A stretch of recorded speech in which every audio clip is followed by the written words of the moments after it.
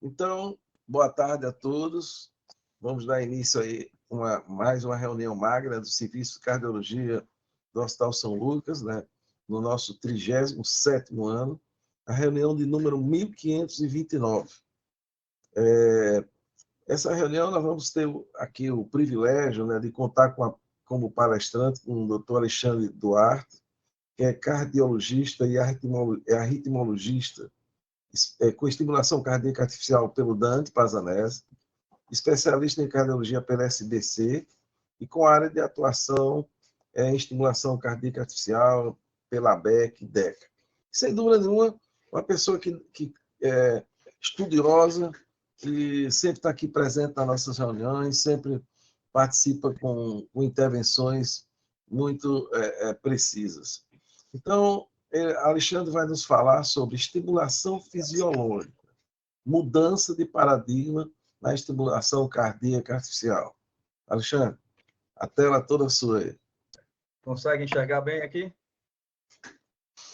Perfeito, tá bem. Bom, primeiramente, é um prazer estar aqui, né? Essa reunião aqui que eu tenho tanto apreço, né? Estamos aqui em Aracaju já praticamente há 19 anos. É um prazer participar dessas reuniões. Vou falar sobre estimulação fisiológica, certo? Mudança de paradigma na estimulação cardíaca artificial. Na verdade, nós estamos vivendo, né, Souza, uma era de grandes inovações na cardiologia, em vários aspectos, tanto na tratamento de cardiopatia estrutural, né? Na parte da estimulação cardíaca também temos tido mudanças substanciais, de modo que a estimulação cardíaca que nós temos hoje ela é completamente diferente da estimulação cardíaca que nós fomos treinados na residência. E nós tivemos que nos adaptar e mudar, né? Eu costumo dizer para a Kleber que a gente teve que mudar o pneu com o carro em movimento. Mas é sempre uma satisfação ver que isso tem dado um excelente resultado. Então, a gente vai falar sobre a estimulação fisiológica. É um termo que alguns podem considerar como inadequado, porque a estimulação fisiológica é o que a natureza faz, né? E longe de nós querermos nos aproximarmos da natureza, né? Mas é o mais próximo da fisiológica. Talvez o termo mais correto seja estimulação do sistema de condução, né? Potencial conflito de interesse que eu tenho na apresentação é que nós somos entusiastas da técnica, nós temos feito a técnica há cerca de 3 anos e meio, temos uma casuística de 55 pacientes nesses 3 anos e meio, e temos feito com excelentes resultados ultimamente, né? Realmente é extremamente interessante você ver um QRS estreito no final da estimulação cardíaca. Bom, uma comparação interessante. Nós temos uma árvore, aí eu pergunto aos senhores, se você tiver que irrigar essa árvore, você vai irrigar essa árvore nas folhas ou você vai irrigar nas raízes, né? Qual a chance de você ter melhor resultado? Então, a estimulação cardíaca artificial 4.0, que a gente chama, né, que essa é a mais moderna, ela se baseia em você estimular o sistema de condução para tentar conseguir o QRS mais estreito possível, estimular a raiz. A estimulação fisiológica, então, aqui é uma foto muito bem feita, né, mostrando aqui o estímulo elétrico, ele nasce no nó sinusal, ele é conduzido para o nó AV através dos feixes intermodais e também do lado direito para o lado esquerdo, do átrio direito para o lado esquerdo. Em seguida, no nó atrioventricular, ele tem um atraso de 200 milissegundos. Em seguida, vai pelo ramo direito, ramo esquerdo, por um emaranhado de fibras nervosas que conduzem esse estímulo elétrico de uma forma mais homogênea e veloz do que a condução de músculo a músculo. Então, a natureza fez com que o nosso QRS seja estreito, né? O normal é o QRS ser estreito. Então, o ventrículo direito se contrai muito próximo, em termos de tempo, ao ventrículo esquerdo, né? E quando o paciente tem um bloqueio de ramo esquerdo, a parede posterolateral do ventrículo esquerdo ela é ativada muito mais tardiamente do que a parede septal e do que o ventrículo direito, conforme nós vamos ver mais à frente. Aqui é um padrão de bloqueio de ramo esquerdo. Então, o estímulo elétrico ele nasce no nó sinusal, tem um atraso no nó AV, é conduzido pelo RIS, ramo direito. O ramo esquerdo ele é não funcionante, certo? Então, o estímulo ele desce pelo lado direito e ele é conduzido de célula a célula de uma forma muito mais lenta, de modo que essa parede posterolateral do ventrículo esquerdo é a parede de maior atraso no paciente com bloqueio de ramo esquerdo. Isso é chamado de dissincronia inter- e intraventricular. Inter, porque o ventrículo direito se contrai antes do ventrículo esquerdo, e intraventricular, porque a parede septal se contrai antes da parede lateral do ventrículo esquerdo. Além disso, os músculos papilares próximos ao septo se contraem antes dos músculos papilares distantes do septo, que pode piorar ainda mais o quadro de insuficiência cardíaca. Então, o bloqueio de ramo esquerdo ele pode gerar ou piorar a insuficiência cardíaca de muitos pacientes. Já se sabe há muito tempo que quanto mais largo o QRS, maior a mortalidade. QRS acima de 220 milissegundos tem até 5 vezes mais mortalidade do que QRS menores que 90 milissegundos. Além disso, pacientes com insuficiência cardíaca, quanto pior a função ventricular, maior a chance de terem bloqueio de ramo esquerdo. Esse estudo aqui é um estudo bastante interessante, um estudo antigo, certo, de 2002. Um dos investigadores faleceu esse ano, um brilhante investigador, porque antigamente se acreditava que a estimulação ventricular seria benéfica. Você estimular o paciente, seja com QRS largo ou não, seria benéfico. Então, esse David Trial mudou essa visão. Né? O David Trial pegou 506 pacientes com fração de ejeção menor que 40%, que foram submetidos a implante de desfibrilador e programou esses pacientes de duas formas.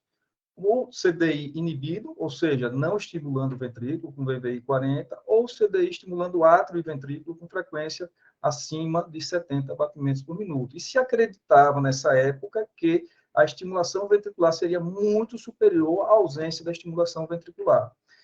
E aí se viu que não é bem assim, né? Então, o endpoint principal seria morte e hospitalização. E se mostrou nesse David Trial que a estimulação do ventrículo direito em mais de 40% aumentava o risco de morte e hospitalização. Ou seja, um resultado totalmente inesperado em relação a antes do estudo. Então, aqui os gráficos mostrando, inclusive, uma dissociação da curva em torno de 6 meses, mais intensa, né? Tanto de morte quanto hospitalização. Ou seja, se viu que a estimulação seria nociva. A dúvida é, será que é a estimulação atrial ou ventricular que seria nociva? E para responder essa pergunta, se fez o estudo David 2 Trial logo em seguida, certo? Que comparou a estimulação atrial com a frequência de 70 com a ausência de estimulação atrial e ventricular nos pacientes com CDI. O endpoint principal seria morte e hospitalização. Os pacientes tinham insuficiência cardíaca. E o David 2 Trial mostrou que você estimular o átrio ou não estimular nem átrio nem ventrículo seriam semelhantes do ponto de vista de morte ou hospitalização. Ou seja, confirmando que, na verdade, o que é nocivo, o que pode ser nocivo, é a estimulação ventricular com QRS largo. E aí, lembrando que o marca-passo convencional, né, nós temos um eletrodo no átrio e um eletrodo superficialmente implantado ou na ponta, ou no septo, ou na região subtricuspídea. Tá? Esse eletrodo ele ativa primeiramente o ventrículo direito, para depois ativar o ventrículo esquerdo e a parede posterolateral do ventrículo esquerdo. Ou seja, o paciente com marca-passo convencional ele tem um padrão de bloqueio de ramo esquerdo, com todas as possibilidades de evoluir com dissincronia por conta disso. Inicialmente, para se resolver a dissincronia, se propôs implantar um novo eletrodo. Então, tem um eletrodo no átrio, outro eletrodo na ponta do ventrículo direito e outro eletrodo na parede de maior atraso no paciente com bloqueio de ramo esquerdo, que é na parede posterolateral do ventrículo esquerdo. Então, se implantava esse eletrodo através do seio coronário, nessa região de maior atraso, possibilitando contrair, estimular eletricamente, ao mesmo tempo, ou em momentos muito semelhantes, o ventrículo direito e o ventrículo esquerdo, resolvendo o problema da dissincronia. Além disso, se viu que existem outros padrões de dissincronia que podem aparecer no eletrocardiograma. Então, por exemplo, o paciente com Wolff-Parkinson-White, o paciente com precipitação ventricular, ele pode ter dissincronia e pode, inclusive, evoluir com insuficiência cardíaca por conta disso, com melhora após a ablação do Wolff-Parkinson-White. Além disso, o bloqueio de ramo esquerdo natural, na maioria das vezes é degenerativo, e a estimulação convencional do marca-passo pode evoluir também com dissincronia. E aí se estabeleceu um conceito de cardiomiopatia relacionada à estimulação cardíaca. É um conceito que existem vários tipos de conceitos que podem ser classificados, e daí a diferença de prevalência disso daí. Então, de uma forma geral, classifica-se como cardiomiopatia relacionada à estimulação cardíaca quando há uma fração de ejeção abaixo de 50% após a estimulação ventricular, ou quando tem uma queda maior ou igual a 20% da fração de ejeção, ou quando o paciente começa a apresentar sintomas novos de insuficiência cardíaca após implante de marca-passo. Paciente que não tinha insuficiência cardíaca, e mesmo após a correção da frequência cardíaca, ele começa a apresentar sintomas de insuficiência cardíaca. E ela ocorre de 12% a 30% dos pacientes. Algumas casuísticas sugerem até de 8% a 60%, uma variação muito grande, porque depende muito do conceito do que é cardiomiopatia relacionada à estimulação cardíaca. Mas, de uma forma geral, quando se tem uma queda maior ou igual a 10%, ou quando o paciente tem sintomas de insuficiência cardíaca após o implante de marca-passo, isso pode ser considerado como cardiomiopatia relacionada à estimulação cardíaca. E se viu claramente que quanto mais largo o QRS estimulado, maior a chance do paciente evoluir com insuficiência cardíaca. Então, vejam, senhores, aqui, que no grupo 1, um QRS menor do que 160 milissegundos, a incidência de insuficiência cardíaca é muito baixa, certo? Quando esse QRS vai alargando, principalmente quando fica acima de 190 milissegundos, essa incidência começa a aumentar de forma substancial. Ou seja, existe uma tendência de aumento progressivo da chance de insuficiência cardíaca, quanto mais largo for o QRS estimulado do paciente. Existem alguns preditores da cardiomiopatia relacionada à estimulação cardíaca. Primeiro, sexo masculino, idade avançada.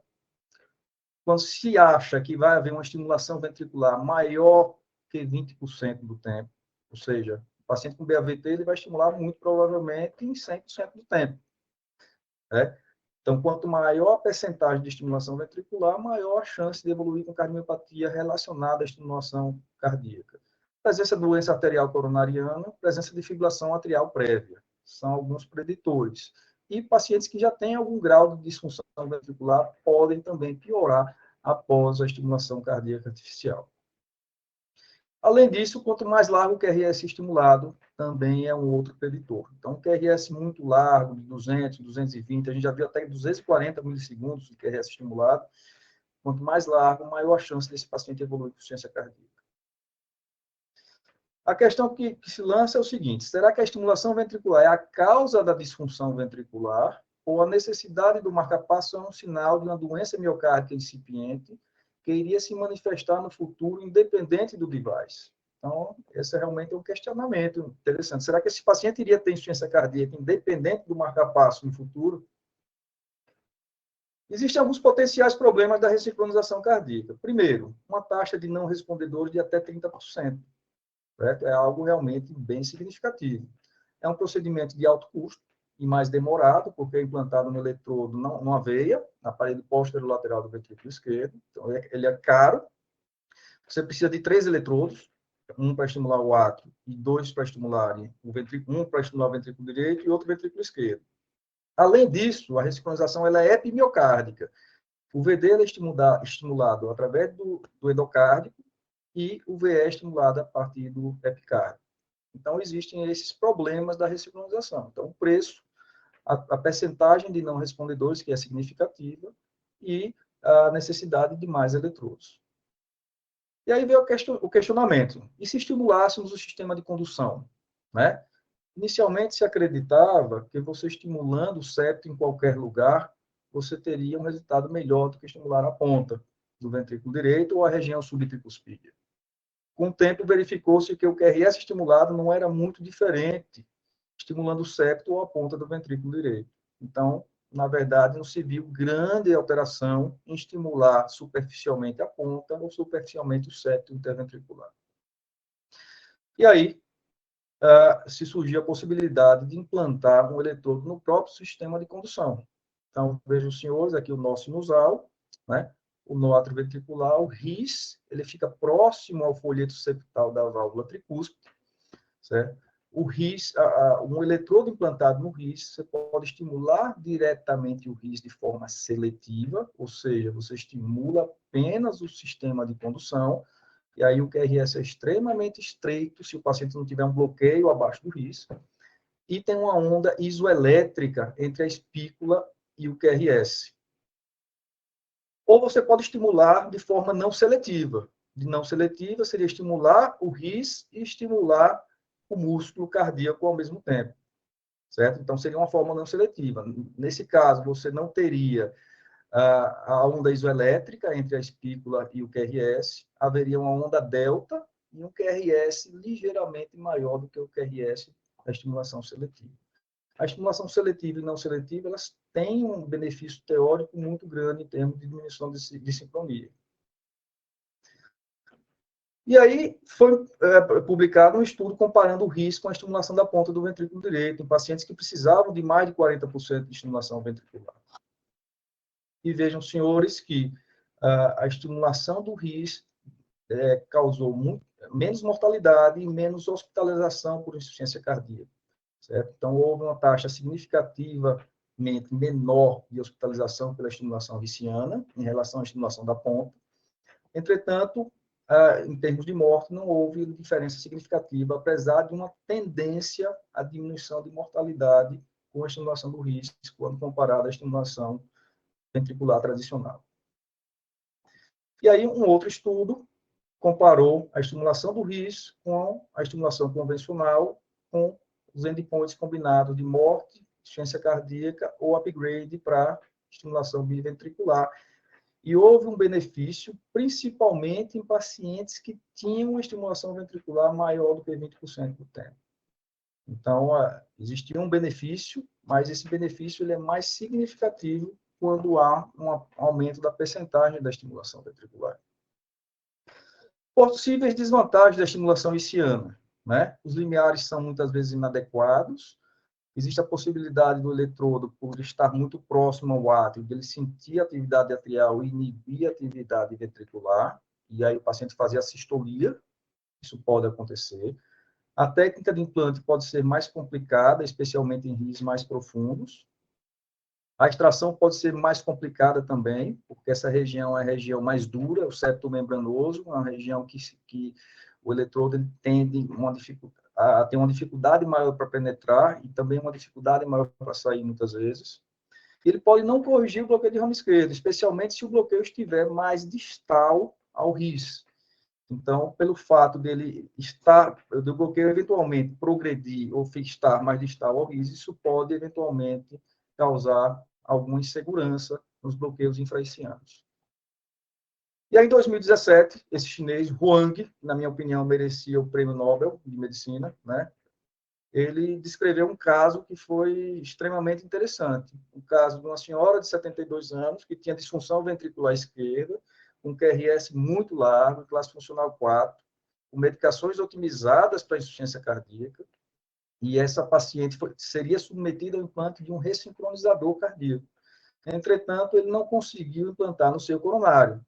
Implantou o eletrodo a 1,5 centímetro do RIS, na região supostamente onde estaria o ramo esquerdo. E vejam que interessante, né? Era para ser um ressincronizador cardíaco. Paciente QRS pré, 180 milissegundos, na estimulação do ramo esquerdo, 92 milissegundos, QRS metade praticamente do basal. A fração de ejeção quase o dobro da fração de ejeção inicial. O paciente estava em classe funcional 4, caiu para a classe funcional 1. Estava com várias internações prévias, nenhuma internação após. O BNP caiu de 577 para 20. E ele conseguiu isso daí de forma muito interessante. Além de implantar o eletrodo no local oportuno, ele conseguiu fundir o QRS próprio do paciente com o QRS estimulado. Então, quando o paciente tem um ritmo de escape bom, né, e você consegue fundir a estimulação do ramo esquerdo com a estimulação própria do paciente, aí ficam os QRS maravilhosos, muitas vezes abaixo de 90 ou 80 milissegundos. Então, vejo os senhores aqui que com um intervalo entre a onda P e o QRS de 90 milissegundos, ele conseguiu um QRS de 94 milissegundos, um QRS extremamente estreito nessa paciente, que pode ser a principal causa da melhora dessa paciente. E aí ele estabeleceu alguns critérios para considerar a estimulação do ramo esquerdo, né? Normalmente, a gente implanta deixa um eletrodo de backup na ponta do ventrículo direito, porque nós vamos futucar a região do RIS, do ramo esquerdo, então o paciente pode fazer a sistolia no ato desse implante do eletrodo. Então, um eletrodo de backup na ponta, o paciente é colocado em oblíqua anterior direita, certo? Se localiza o RIS através do sinal intracavitário, através do eletrodo do átrio, desculpa, o eletrodo do átrio é implantado inicialmente na ponta do ventrículo direito para seguir de backup. E o eletrodo de ventrículo direito, ele faz o mapeamento do RIS e do ramo esquerdo. Ele localiza o RIS e nós implantamos a 1 centímetro do RIS, certo? Na região do ramo esquerdo. Quando nós estimulamos na região adequada, aparece um padrão de W no eletrocardiograma, de 12 derivações, na derivação V1, que eu vou mostrar para vocês. Se coloca o paciente em oblíquo anterior esquerdo, se parafusa o eletrodo, se roda o eletrodo e se verifica que esse padrão de W em V1 vira um padrão de R', certo? Um padrão de distúrbio de condução do ramo direito. Além disso, existe um outro parâmetro extremamente importante, que é o que a gente chama de LVAT, que é a distância da espícula até o pico da onda R em V5 e V6. Normalmente, quando essa distância é menor do que 75 milissegundos, isso é um sinal que você está estimulando o ramo esquerdo de forma bastante eficaz. Além disso, existem outros critérios. Vou mostrar para vocês isso aqui. Vejam só. Então, aqui o raio-x de tórax, o eletrodo do RIS está aqui. A 1 centímetro se implantou o eletrodo do ramo esquerdo, certo? Vejam, senhores, que antes do eletrodo entrar, tem um padrão de W em V1, na medida em que esse eletrodo vai penetrando no septo interventricular, aparece um padrão de QR em V1, tá? Então, normalmente, a estimulação ventricular tradicional, você tem um padrão de bloqueio de ramo esquerdo. Na estimulação do septo à esquerda ou do ramo esquerdo, você tem um padrão de distúrbio de condução do ramo direito. Ou seja, o QRS é mais estreito e o padrão eletrocardiográfico é diferente. E aqui, vejam, senhores, o LVAT que eu falei, né? Que é a distância da espícula até o pico da onda R em V5 e V6. Então, quando você não penetra muito, o LVAT estava em 107 milissegundos, na medida que ele vai entrando no septo interventricular, esse LVAT foi para 72 milissegundos. Ou seja, sugerido que você está estimulando a região do septo profundamente. E aqui vejam, senhores, que interessante, né? Aqui é um marcapasso biventricular, um ressincronizador, o eletrodo ventricular no septo, o outro eletrodo na parede posterolateral do ventrículo esquerdo.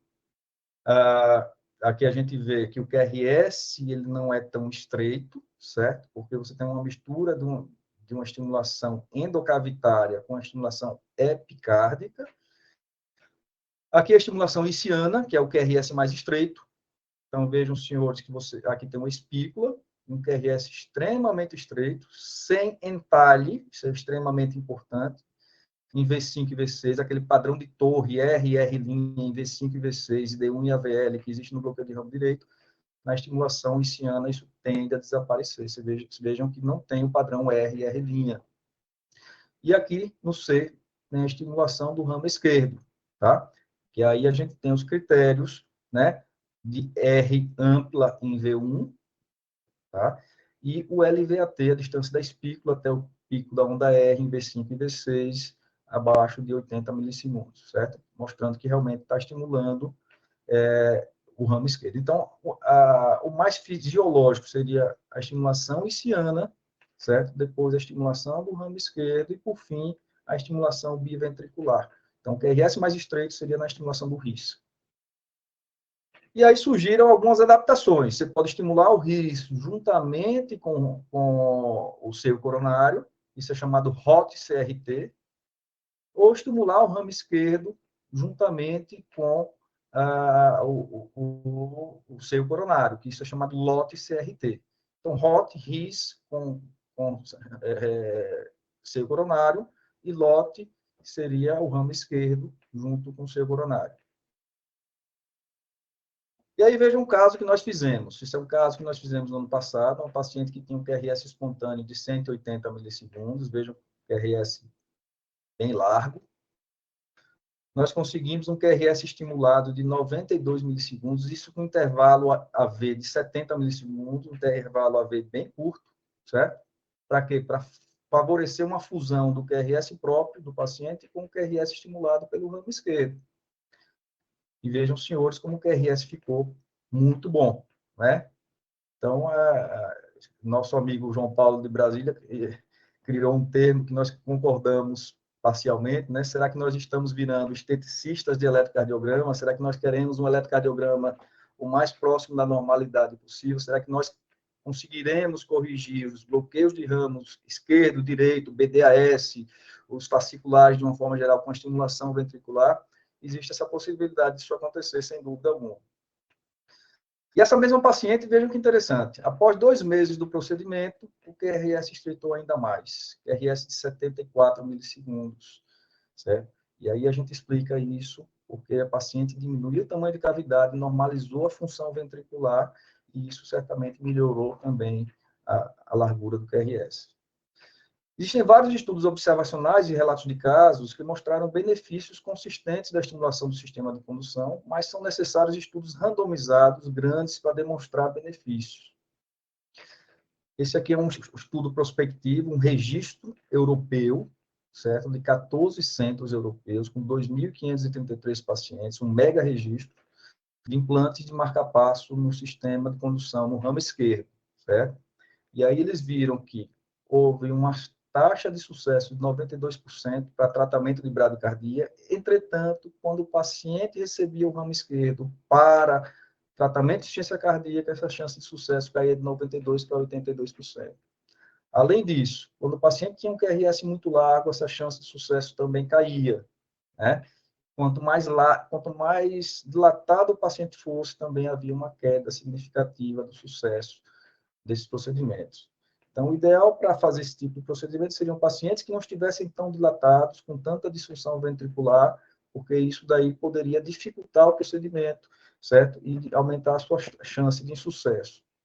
As complicações do procedimento foram complicações frequentes, mas porque ele classificou como uma perfuração para o ventrículo esquerdo como sendo uma complicação, e não necessariamente é uma complicação, porque uma CIV é só você tracionar o eletrodo, reposiciona o eletrodo e não tem grandes complicações, mas ele considerou como sendo a perfuração para o ventrículo esquerdo como sendo uma complicação.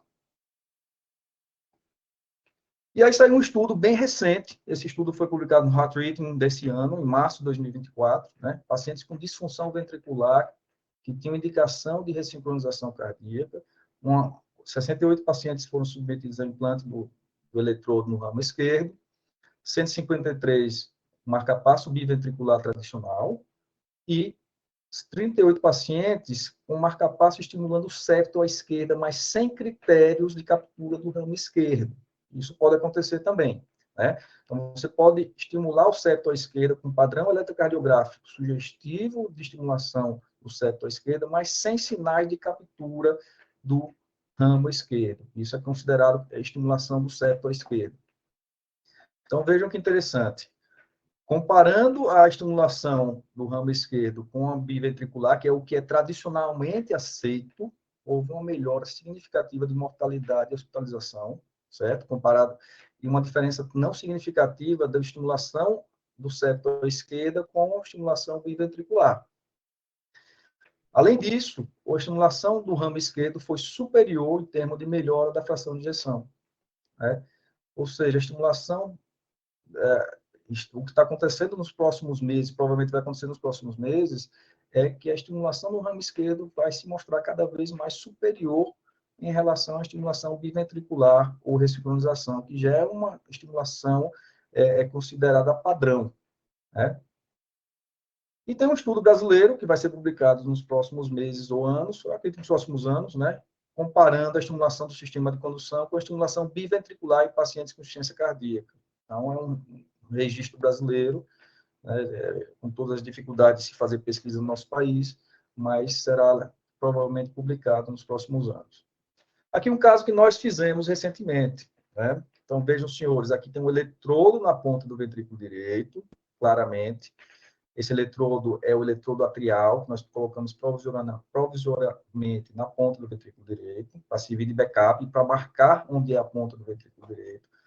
O eletrodo ventricular, ele é conectado na região do RIS, Tá? Então, a gente está mapeando o RIS foi localizado como sendo nessa localização aqui, certo? O paciente está em oblíqua anterior direita, certo? Nós colocamos o eletrodo a 1 centímetro do RIS, o RIS está aqui, então 1 centímetro seria nessa região aqui, certo? Colocamos o paciente em oblíqua anterior esquerda, certo? E contrastamos o septo. Contrastado o septo, vemos que o eletrodo está direcionado ao septo, nós rodamos o eletrodo, e esse eletrodo penetra profundamente no septo. A gente costuma chamar essa parte aqui como sendo o orgasmo do procedimento, vocês vão entender por quê. Nós injetamos contraste aqui na bainha, certo? A bainha marca o septo, dá para ver claramente que o contraste ele não penetra no septo, né? O eletrodo entrou o anel e a ponta dele.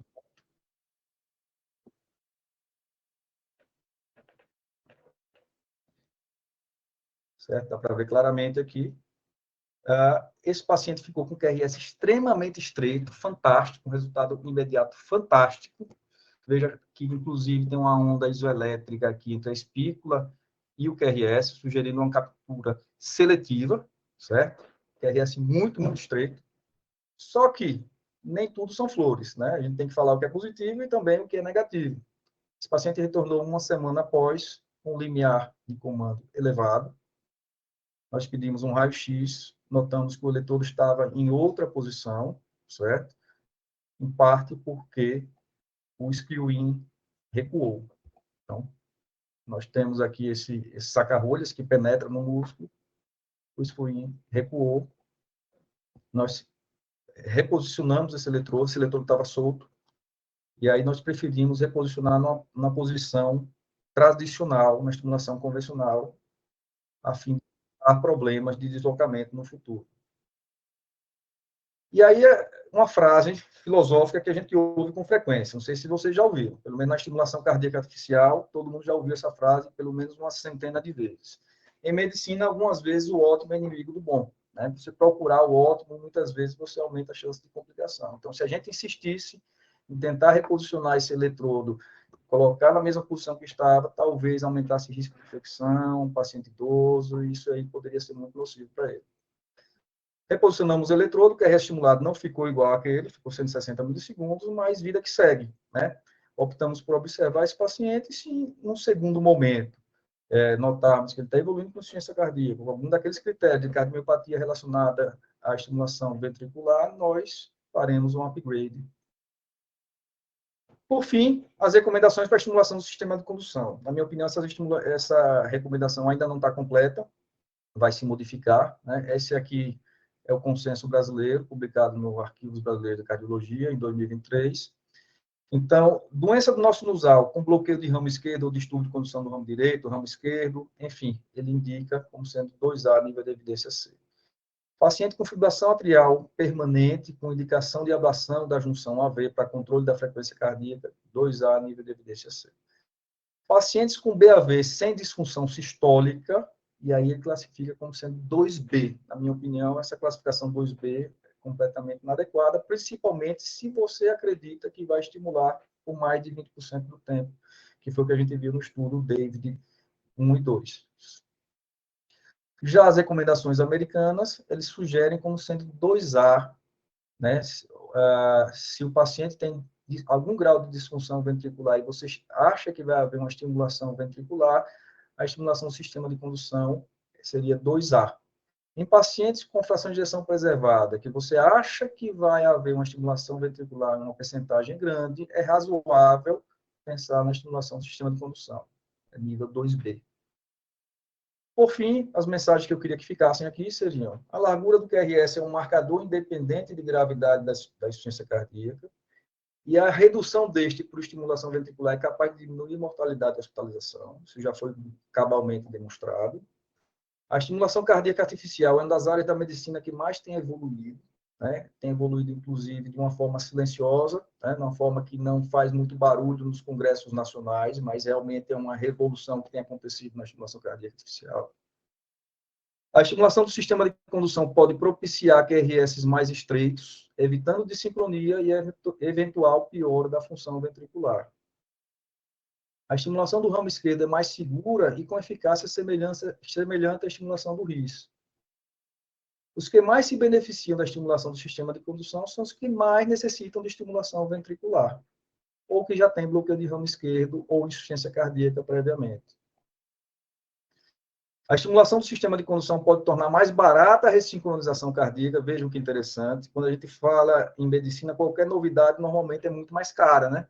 Na verdade, a novidade aqui pode ser muito mais barata. Então, você pode resolver a desincronia do paciente sem usar um ressincronizador, usando apenas 2 eletrodos e uma bainha a mais.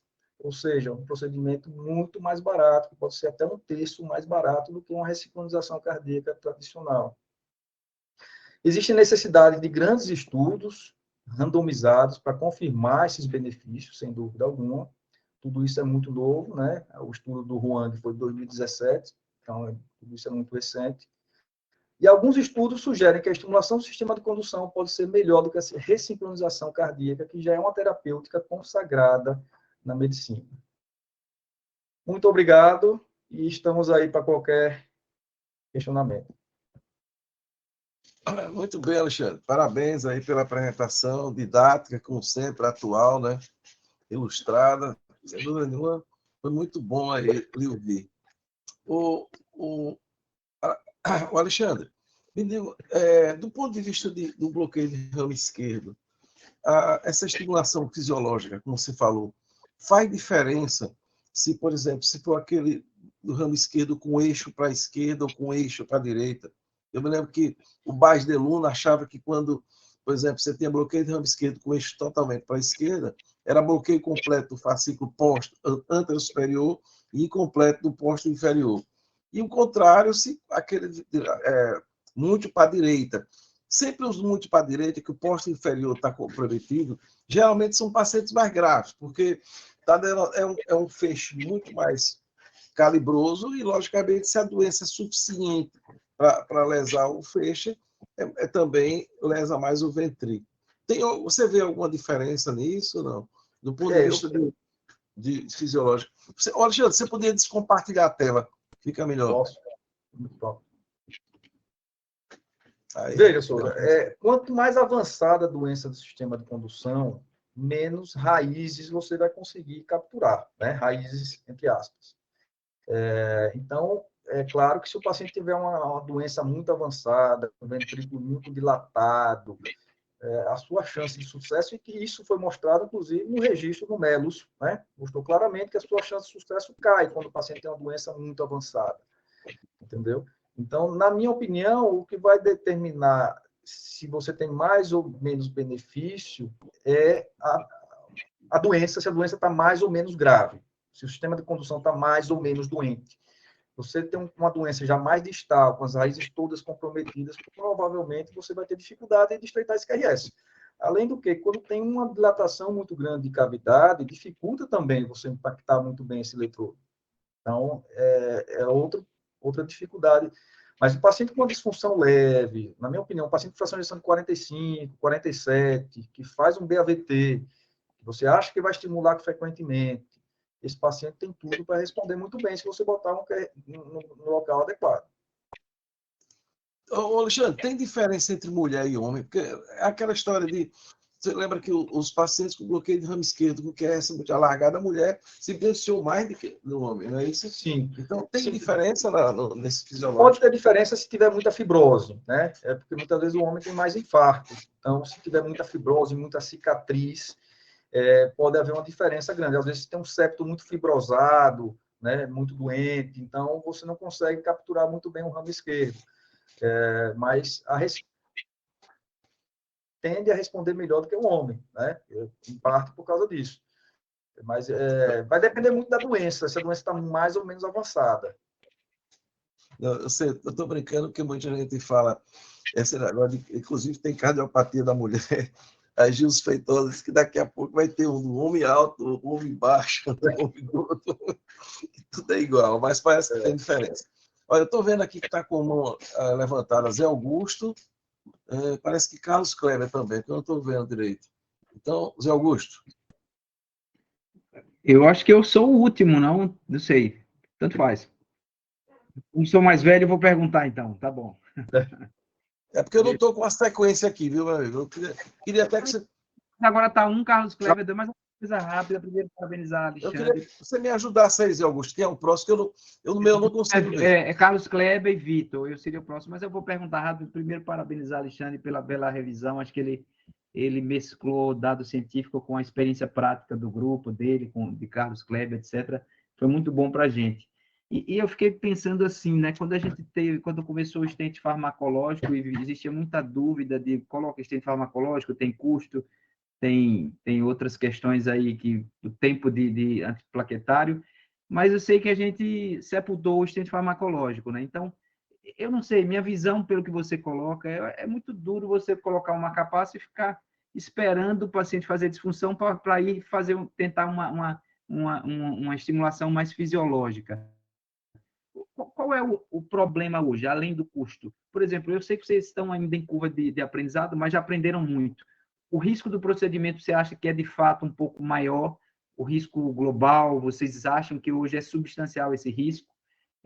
A técnica é muito laboriosa e realmente é melhor colocar a estimulação em VD mais convencional, porque me parece meio irracional a gente hoje, com esse avanço, a gente persistir na estimulação ventrículo direito. Eu acho que ela vai ser sepultada em pouco tempo, só naqueles casos que você, às vezes, tem que colocar uma ponte safena na mamária, mas, idealmente, o padrão ouro sempre vai ser uma mamária na DA, né? Então, uma ponte safena na DA, desculpe. O padrão ouro sempre é mamária, a gente só coloca safena em casos que realmente não consegue. Como é que você visualiza? Porque eu concordo com você. 2B para aquele cara que você sabe que mesmo com fração de ejeção normal, mas que ele vai evoluir ou que pode evoluir, você apostar nisso para depois pensar em trocar não me parece muito lógico. Eu queria assim, uma análise crítica de como é que você vê isso aí. Veja, o procedimento ele demora mais, né? 1 hora e meia a mais, então tem essa questão aí, certo? É um procedimento um pouco mais custoso do que uma capaz convencional, porque tem uma bainha, custa em torno de 3, 4 mil reais, não é nada proibitivo, certo? Mas isso pode cair, né? Isso deve cair. Com certeza, certo? Então, na nossa concepção, hoje em dia, a estimulação do sistema de condução é a primeira escolha, certo? A gente sempre tenta fazer. Não conseguiu fazer por algum motivo, né? O paciente é muito idoso, você quer só para um suporte terapêutico, o paciente é acamado, o prognóstico já é mais reservado, ou uma doença do nosso sinusal, você acha que não vai estimular ventrículo, o QRS é estreito do paciente, entendeu? Então, você pode, eventualmente, não colocar, né? Mas, hoje em dia, na nossa visão, a gente tem colocado praticamente todo mundo, né? Chegou, se não tiver nenhuma restrição, às vezes, por exemplo, a gente faz muito, às vezes, particular. Então, particular você vai gerar um custo a mais para o paciente, né? Então, tudo isso a gente bota nos prós e contras, entendeu? Mas, de uma forma geral, a nossa escolha sempre é tentar fazer. Sempre tentar fazer, sabendo que os que mais se beneficiam são os que têm disfunção, os que têm QRS largos, os que você acha que vai estimular muito e que não tem muita fibrose. Se não tiver muita fibrose, aí é filé, entendeu? Realmente melhora bem. Beleza, Perfeito. ótimo. Então é Carlos Kleber, né? Na sequência. Kleber. Carlos Kleber. Parabéns, meu querido amigo. Excelente aula, excelente apresentação, como sempre, muito didático. Parabéns, inclusive, por mostrar esse caso que teve um aparente sucesso. Saímos de sala realizados, mas aí depois veio essa alteração de limiar com alteração de posição do eletrodo.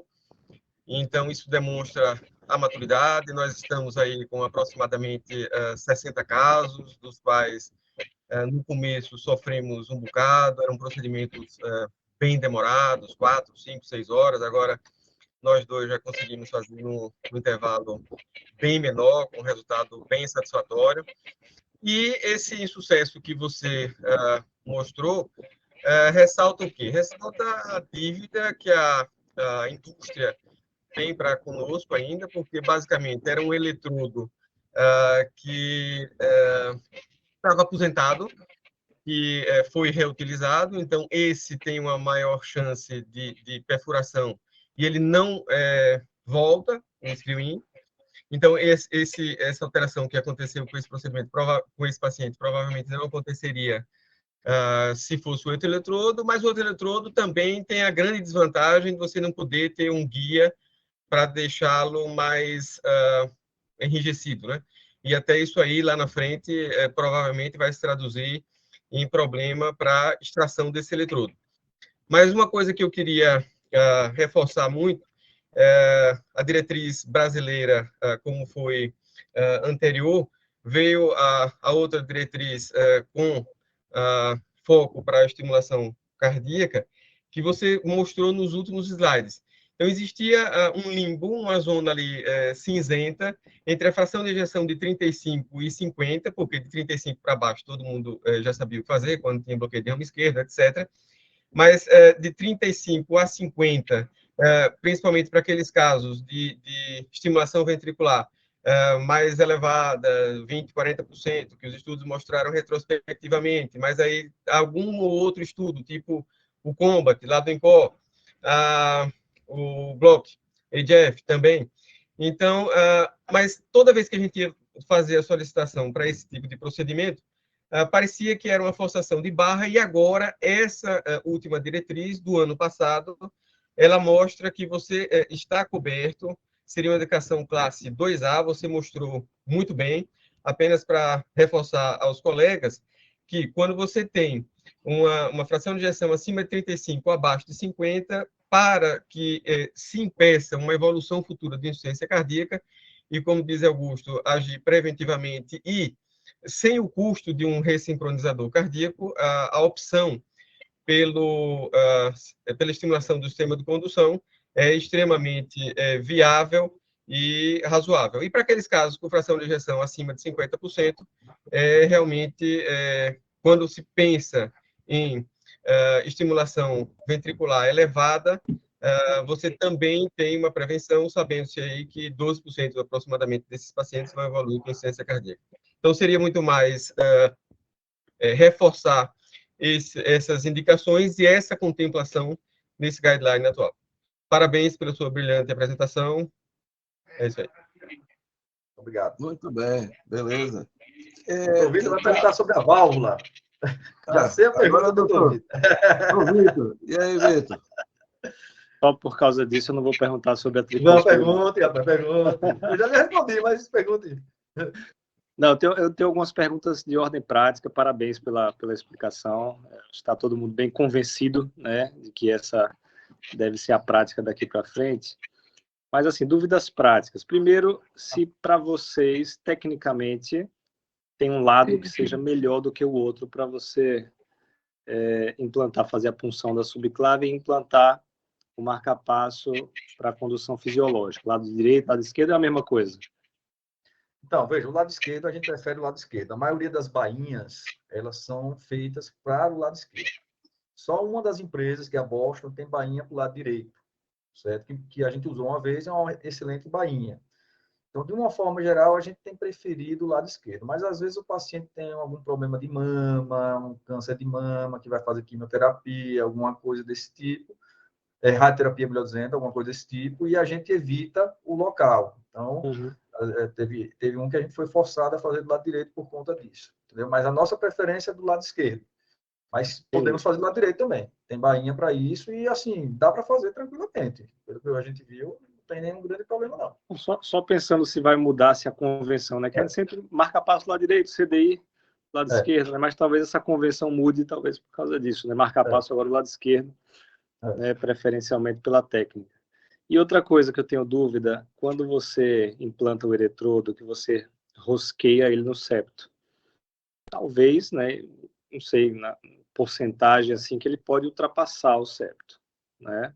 Pode e a ponta dele vai ficar no ventrículo esquerdo. Quando você retira esse eletrodo para fazer uma troca, né? Eu sei que vocês não passaram por isso ainda, que vocês estão implantando agora, vocês vão ver isso daqui a 10 anos. Ou se precisar, se tiver algum... Daqui a 10 anos não é o gerador, é o eletrodo. Mas se tiver alguma fratura, alguma coisa mais para frente, você quiser retirar esse eletrodo, existe teoricamente uma possível CIV, ou é pequeno demais que o próprio músculo já fecha ali, você tem Veja, às vezes, no próprio implante, a gente passa para o outro lado. E aí a gente recua o eletrodo, nós limpamos o eletrodo, tiramos o eletrodo, limpamos, porque ele fica cheio de sujeira, de debris dentro dele. Limpamos o eletrodo e colocamos numa outra posição sem grandes problemas. Normalmente, o músculo ele se contrai ali e fecha essa comunicação. Não tem grandes problemas com relação a isso. Entendeu? Normalmente, a nossa experiência com extração de eletrodo, a gente tem muito pouca extração de eletrodo aqui. Uma indicação normalmente muito importante é quando tem endocardite, que aí não tem jeito, você tem que extrair mesmo. Né? Uhum. Mas, de uma forma geral, tem um paciente que ficou com 6 eletrodos, né? Que a gente fez recentemente e deixamos com 6 eletrodos, a veia não fechou e ficou. Né? Apesar de que tem um estudo relativamente recente dizendo que mais de 3 eletrodos pode dar mais problema, mais endocardite. Então, existe uma tendência a se evitar mais do que 3 eletrodos, entendeu? Então, assim, existe uma preocupação de se você, eventualmente, no futuro, precisar tirar esses eletrodos, se você teria algum trabalho adicional. A gente não tem ainda, né, resposta a respeito disso. Essa técnica é muito recente, né? 2017, 2024 nós estamos, então, certamente a gente vai ter mais respostas e a indústria vai ter que nos fornecer, como o Kleber falou, né? A indústria nos forneceu muito pouco. A indústria nos forneceu, na verdade, um eletrodo antigo da Medtronic, o mesmo eletrodo da Biotronic e uma bainha. Basicamente, eles nos ofereceram uma bainha. Eles nos criaram um material especificamente para implante no sistema de condução. Você está entendendo? Então, a indústria vai ter que desenvolver, vai ter que correr atrás disso daí. Existem algumas sugestões de vários colegas e nossos também, do eletrodo não ser retrátil, por exemplo, para evitar o que aconteceu com aquele paciente, entendeu? Mas a indústria vai ter que evoluir nesse sentido. Então, no momento, a gente não tem nenhuma evidência de que isso vai causar um problema no futuro, entendeu? Que isso seja algo que gere uma preocupação maior. Olha, não vou implantar um eletrodo porque pode ser que no futuro eu tenha que tirar e não consiga tirar. Teve um caso, bem no começo da nossa casuística, que a gente implantou um eletrodo e o eletrodo não saía. A gente implantou o eletrodo no septo membranoso, uma região dura, né? O eletrodo teve dificuldade de entrar e depois nós tentamos tirar e ele não saía de jeito nenhum. O que nós fizemos? Abandonamos o eletrodo e colocamos outro. Entendeu? Mas isso foi um caso. Um único caso que a gente tem. Né? E a gente estava certamente muito próximo da região do RIS, né? Na região mais dura do septo. Então, mas sem dúvida, essa preocupação é uma preocupação extremamente válida. A gente vai ter essas respostas mais claramente no futuro. Beleza. Obrigado, Alexandre. Muito bem. Alguém quer fazer alguma pergunta, consideração? Alexandre, eu só me lembrava de uma situação que vivenciei lá em São Paulo. Um daqueles pacientes, né, miocardopata gravíssimo, chegou na urgência, estava de plantão, eu e Fernandão, de Recife. Né? Aí ele disse assim, ó, paciente morrendo, você tira o marca-passo. Ele tirava para usar em outros pacientes. Né? Sim. Então, bem, tira o marca-passo. Aí, o paciente morreu, faleceu, foi lá para o necrotério, né? Aí Fernandão lembrou, né, de pegar o marca-passo, tirar o marca-passo do paciente. Então, e o pior é que eu fiquei com os familiares e tudo, os familiares querendo de qualquer jeito ver o paciente, né? Eu ver o motorista, está lá ainda no necrotério, mas encheu tanto lá vai eu levando. Quando eu entro na porta, Fernandão tinha tirado o gerador e o eletrodo não saía nem a pau. Então, ele com o pé em cima do cara, puxando. Aí, na hora que a gente entra, ele puxa e o Fernando cai com um pedaço do ventrículo aí enroscado. Aí, pô, doidice foi te explicar para a moça lá. Foi uma loucura, me lembro. Não, literalmente, ele tirou o junto, o marca-passo. Ele podia ter cortado ele todo, o paciente já tinha falecido. Não precisava, rapaz. É que ele entendeu que tinha que tirar tudo, o fio também. Entendeu? É isso aí. Mas, Alexandre, então, mais uma vez aí, parabéns pela apresentação. Você sempre fala com muita propriedade, entende do assunto e fala muito bem. E, sem dúvida nenhuma, foi uma noite muito, vamos supor, enriquecedora para a gente, né? Você mostrou aí detalhes de um caminho novo, né? Que isso aí passa a ser uma realidade. Eu tenho pacientes com essa metodologia que o QRS é tão estreito que eu fico... Às vezes a espica do marca-passo é tão pequena que vai ter gente comendo bola e dando eletro com você, dando eletro normal, né? Então, isso é muito bom. Exatamente. Pois é, meu amigo. Então, agradeço, essas agradeço, é um prazer sempre estar com vocês aqui, né? Falando de uma coisa que a gente gosta bastante, que a gente faz. Então, vamos em frente. Há 37 anos a gente continua aprendendo nessas reuniões. Hoje, com uma noite de certeza. aprendizado, sem dúvida nenhuma. Ok? E toda vez eu já dei essa aula 4 vezes. Toda vez que eu preparo, eu acrescento alguma coisa. Eu mudo Exatamente. É isso. Esse é o ponto interessante. Isso aí. Porque passou-se a época daqueles slides fixos, né? Então, hoje a gente tem com o PowerPoint dá essa possibilidade aí para a gente de ser dinâmico e se atualizando, né? Isso que é importante. Muito bem. Então, agradeço a presença de todos e até a próxima semana Até a com próxima. mais uma Obrigado. Boa noite. reunião Agra. Tchau. Tchau, tchau.